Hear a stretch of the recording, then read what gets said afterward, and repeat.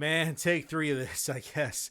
My audio was all messed up, then I was out of focus. I think I'm in focus now. Hopefully, I'm in focus. This is issue number 8 of Savage Sword of Conan. I find this series to be really interesting because it's an anthology series.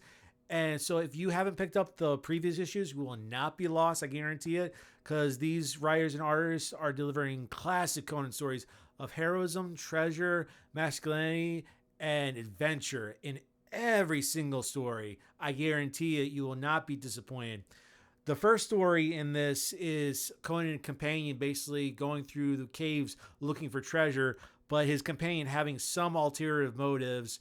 And what those ulterior motives wind up being is basically trying to rescue his girlfriend from these bug men that are being sacrificed to this bug god, basically. And it just really it's kind of grotesque and funny how he dispatches these bugs or whatever. But he's like, some bitch. I was trying to just get treasure. You got me riled up into this.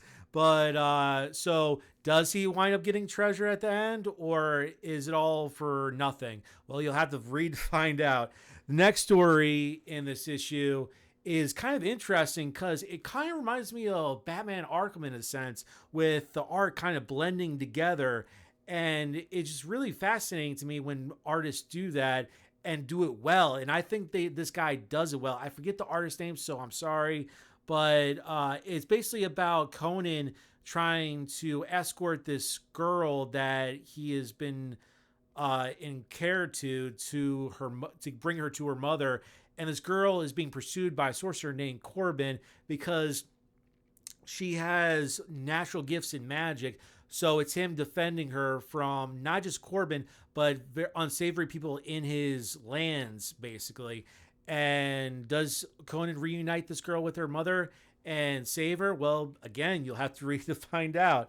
And the next story isn't even a Conan story. It's actually another Robert E. Howard character called Cormac Fitzjoffrey that I've never heard of. And he's basically a mercenary that is only loyal to gold. And because to him, kings and queens and loyalty do not go hand in hand. So he just wants to get paid. And does he get paid? And does he live long enough to spend the gold? Again, you'll have to read to find out. And finally, the last story in this issue is of Conan basically coming upon a Viking that is mortally wounded next to a tree.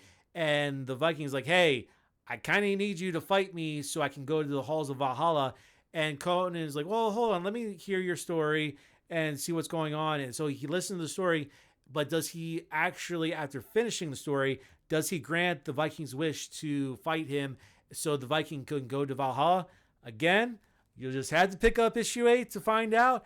And another thing I love about this issue is that it's printed on old newspaper and it's in black and white. Some might find that pretentious, but personally, I find it really endearing and just really a good medium for these stories.